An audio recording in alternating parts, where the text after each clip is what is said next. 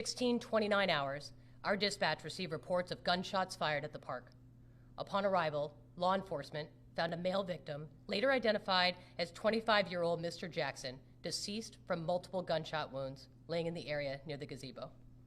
Through witness testimony, including photographs taken by witnesses and secured from local surveillance footage, we identified 3 males who were involved in that incident, all of whom fled the scene shortly after the shooting occurred.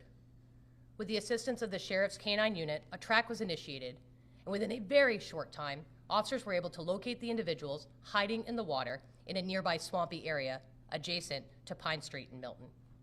2 firearms were recovered near those individuals. Both of those firearms were semi-automatic handguns. Following interviews with the suspects, it was determined that the involved individuals were familiar with each other and with the victim prior to the shooting. Based on the evidence, including witness statements, physical evidence, and suspect interviews, Mr. Jaden Jamarco Wright was arrested and charged with murder, dangerous and depraved, in violation of Florida State Statute 782.042 for the killing of Mr. Jackson. I want to take a moment to acknowledge the dedication and tireless work of the Milton Police Department in handling this case. This was a high priority investigation, and my officers, investigators, and dispatchers worked around the clock to ensure that those responsible for this tragic event are held accountable for what they did. This commitment shown by our officers, this unwavering dedication, multiple personnel working together to hold this individual accountable, our detective with care and precision, leaving no stone unturned in the pursuit of justice. This swift action taken by our department is a testament to the professionalism and dedication we have to keeping our community safe. We are treating this case with the utmost seriousness. We want to continue, and we will continue, to review all available evidence. We will follow up on every lead that is presented to us. And I want to emphasize that our officers worked quickly and efficiently to secure the scene, locate those suspects, gather critical evidence. We did not do this alone. We had the help of several law enforcement agencies around us, and I want to acknowledge those individuals today. I want to thank the Santa Rosa County Sheriff's Office for their assistance, in particular their K-9 unit and their deputies who came out to help us locate and identify those suspects and secure that scene. To the Florida Department of Law Enforcement with their crime scene technicians who came out and helped us to gather evidence and be able to catalog that information so we could have a successful prosecution. To the state's attorney's office for their investigative assistance. Even at 2 o'clock in the morning, they were out there coming together to make sure that we can hold these offenders accountable. While we understand that this incident has justifiably shaken our community, I want to be clear. This situation is under control. And within 1 hour of that shooting, within 1 hour, those suspects were in police custody. They were detained. And the individual responsible for this senseless violence was secured and being charged with the murder of Mr. Jackson. We urge anyone in our community who has additional information, please come forward. This investigation is not completed and not concluded. It remains active. Please contact the Milton Police Department. Reach out to the Santa Rosa County Crime Stoppers.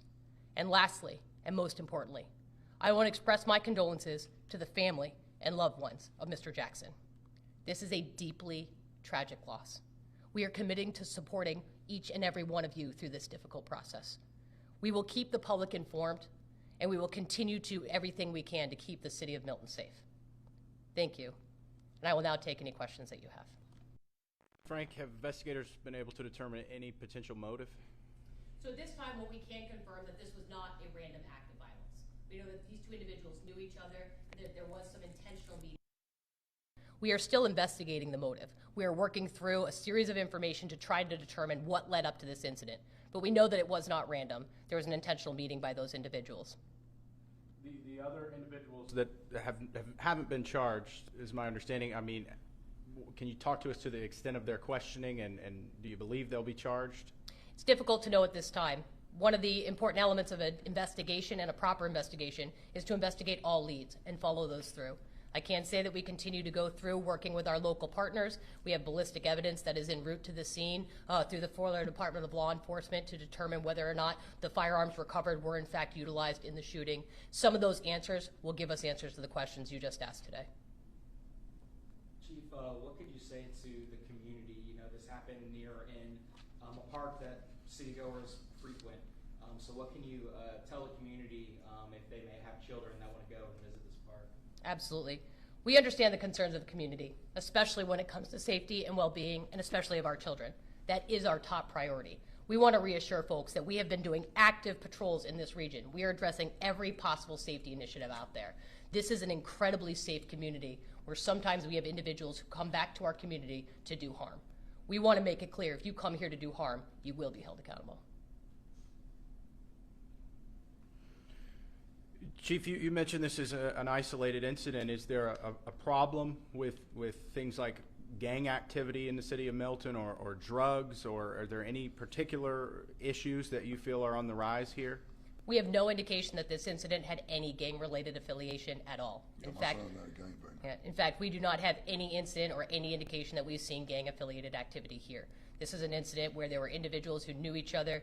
They addressed some problems that they were working through in a very unhealthy way, and we're going to make it clear that violence is not going to be the answer moving forward. But nothing in this case in any way, shape, or form indicates any gang violence. Did the suspects, did they turn themselves in, or did you guys apprehend them? They did not. The suspects fled the scene, and I think there is an important notation there that prior to that, we were able to obtain both video images and still images that showed those suspects in the clothing that they were later apprehended in, that they were wearing masks that were partially obscuring their face. They were located by those canine units, and again, thank you to the Santa Rosa County Sheriff's Office for that diligent, hard work, out in the swamp. They were out in the water, they were pulled out of the water and placed in handcuffs and detained. And we know the whole family is here, and we are so deeply sorry for your loss. It is unimaginable. For the father, would you mind just telling us a little about your son? My son was a loving person. He moved down here to be close to his family in Florida. He was reaching out to the community, trying to do good things in the community. You know, this is crazy. It doesn't make any sense. But my son is not a violent person. He was here, and those that know him know he was working through the community, giving out food through the community, working in the community, you know, becoming part of this community that I grew up in. I grew up in that same park, right there on that same street. So he was just trying to touch bases with his ancestors and his people that's here. And you know, just so happened that these individuals, you know, chose to go the route that they went. And what do you have to say to other family and loved ones who are watching this right now? Just keep us uplifted in prayer. Stay together, stay strong, keep God first, and you know, just keep moving on. That's all we can do. And what would your urge be to the community? To the community, keep living. You know, this is an isolated incident. I grew up in Milton. Like I said, I grew up on that same street. Not 30 feet from where my son lay dead that I grew up at, on 611 Mary Street. So that is a good community. The people in that community are good people in that community. You had nothing to fear for that community. Can't help things, the bad things that people do. You know, it can happen anywhere, and it just so happened to happen there. Did you know the suspect? No, sir. I want to be clear, those individuals at one time were members of the Milton community. They had left the community and chose to come back for this particular incident, or for whatever reason, we don't know. But they are not regular members of our community anymore. They've returned back, and when they return back, they no longer ascribe to the values we believe in here in the city. What would you like the community to know more about your son? He was a loving father, a good son, and he cared. He cared about the people, he cared about his family, he loved his community, and he was a musician. He was talented, and he was cut down too short. What was his favorite song to play, do you know? You got a variety of songs, you know. Mostly his songs, because he's an artist, so mostly his songs. You know how artists are, their songs the best songs, so one of his songs. Is there any place online we can watch one of his songs? He's got them on Facebook, YouTube. There's a lot of streams, a lot of different channels. I'm not familiar with all the different ones, but yeah, they're everywhere. Is there anything you would like to say to your son? Yeah, he already know. He does. He already know. In general, what does it mean to you to see a crime like this taking place in the city that you? It's sad. Yeah. It's sad. Like I said, I grew up here. You know, with no killing going on in Milton. You know, might fight you today and tomorrow we'd be at the skate rink. You know, but for us, violence like this, shooting, killing, it's not part of our community. It's not part of my Milton. I'm from Milton, born and raised, screaming everywhere I didn't live. But And it's he's not right. part of our community. It's not a part of our community. And that's why we're all gathered here today. We don't see this every day. This is not a part of our daily activity. This is an abhorrent behavior. And that's why we're gathered here today, to hold those individuals accountable and let the rest of the community know, and those who want to come and visit our community, this behavior will not be tolerated here. Thank you. Thank you, folks. Oh, I'm sorry. Yes, sir. Sir, as a member of the city council, in Ward 1 where you live, you have our deepest condolences from the city council, from all of us here in Milton. We can't imagine what you must be going through right now. It's tough. Your family is here. It's hard. You know, Al Bruton, you knew Al Bruton. Yeah. Was a big representative for your area there in that part of Milton. And again, he's up there in heaven with your son right now.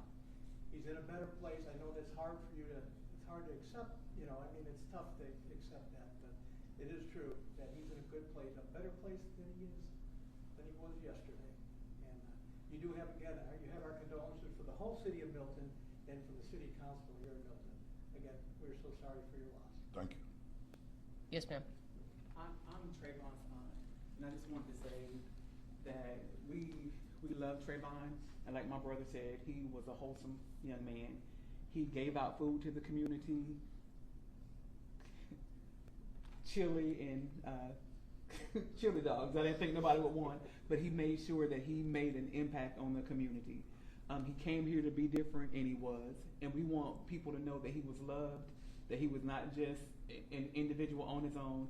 If you look in this room, this is just not even a portion of our family that loved and support him, the community, his dad. And I want to thank the police department for their work, because they were awfully kind to us on last night and making us feel comfortable and carrying out their job. And like Chief said, this is a whole different police department, and we appreciate that. We thank you for all that you're doing, but we want you guys to know that he was a good guy. He really was. He was a father. He has 2 children. He was a son. He was a nephew. He was a cousin. He was that. And we love him. And while we don't want to hate anyone or hold any animosity, we are so glad that justice is being served. But just know we thank you guys for all your support. But Trayvon was loved. Jackson Strong. He was loved. Thank you.